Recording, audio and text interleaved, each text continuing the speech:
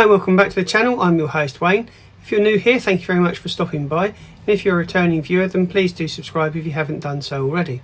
So I've been doing a series of X-Men videos and bios as well, and we're up to the third film in the franchise. So without any further ado, here are my top picks from X-Men 3. Kelsey Grammer was so desperate to play the role of Beast that I think the production crew probably had a little bit of a game with him, because they made him audition for the role.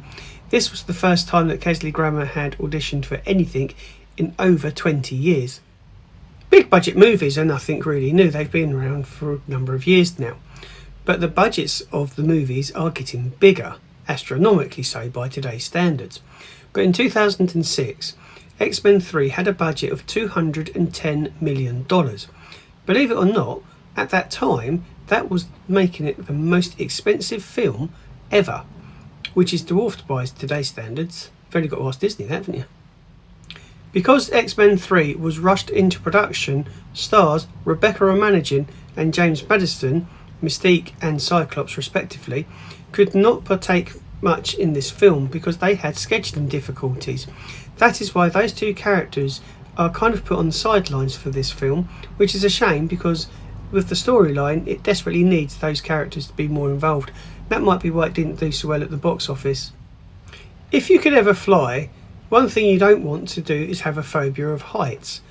However, when you're an actor you possibly don't take these things into consideration, because Ben Foster, who got the role of Archangel, was actually afraid of heights. Before I move on to some more trivia, I just would like to say, I've got a book for sale on the Amazon bookstore. It's called Broken Ceasefire. If you have the Kindle Unlimited program, you can download a copy of it for free and then just read it and tell me what you think. And you can always come back here and tell me what you think in the comments box below.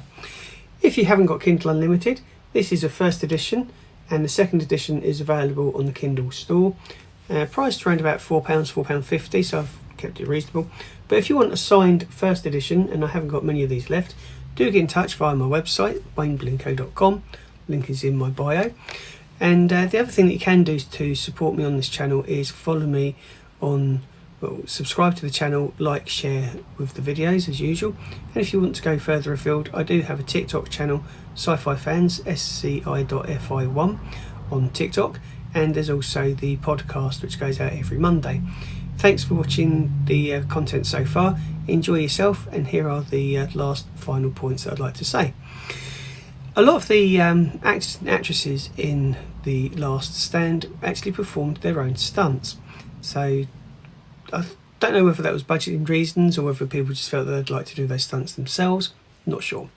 The other interesting thing with X-Men Last Stand is, well, X-Men in general, Hugh Jackman stands at 6'3" tall, whereas the character Wolverine, depicted in the comic books, is actually supposed to be 5'2" tall. So Hugh Jackman stands almost a foot taller than the actual character should. So that's where I'm going to wrap up this video. Thank you so much for taking the time out of your day to let me entertain you, and I hope that I have entertained you. If you've got any comments or suggestions on how I can improve the content, then please do leave them in a box below where I can read them and take on board what you say. In the meantime, take care of yourselves, and I will be back very soon with some more fun movie trivia. See you then.